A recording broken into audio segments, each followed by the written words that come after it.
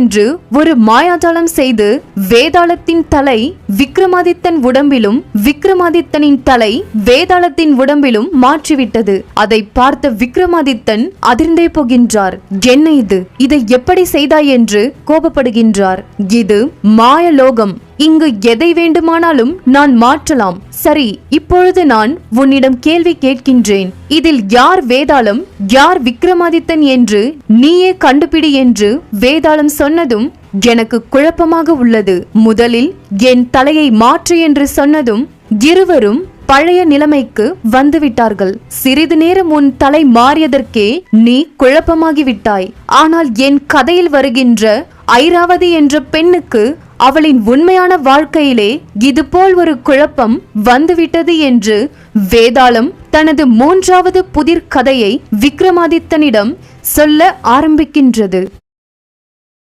ஐராவதி என்று 18 வயது பெண் ஒருவள் இருந்தாள். அவளுக்கு காளிதேவி என்றால் அவ்வளவு இஷ்டம். சிறு வயதிலிருந்தே அவள் காளிதேவியை மட்டும்தான் பூஜித்து வருகின்றாள். ஒருமுறை காட்டிற்கு உள்ளே இருக்கும் காளி கோவிலுக்கு ஐராவதியும் அவளது தாய் தந்தையும் பூஜை செய்ய வருகின்றார்கள். அவர்கள் காளி தேவிக்கு பூஜை செய்து கொண்டிருக்கும் பொழுது திருடர்கள் வருவது போல் சத்தம் கேட்கின்றது. முதலில் இந்த காளி சிலையை தூக்குங்கள் என்று திருடர்கள் சொன்னதும் ஐராவதி அந்த காளி சிலையை எடுத்துக்கொண்டு வேகமாக ஓடுகின்றாள்.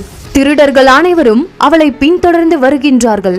இவர்கள் அருகில் வந்ததால் ஐராவதி காளி சிலையை வைத்துக்கொண்டே மலையிலிருந்து கீழே குதித்து விட்டாள்.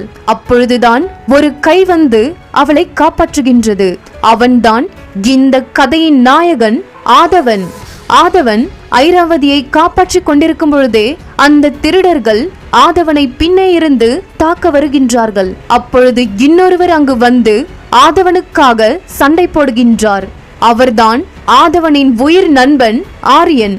ஆதவன், ஆரியன் இவர்கள் இருவரும் தான் இந்த கதையின் நாயகர்களின் தலைவன் ஆதவனின் கையை கத்தியால் கிழித்து விடுகின்றான்.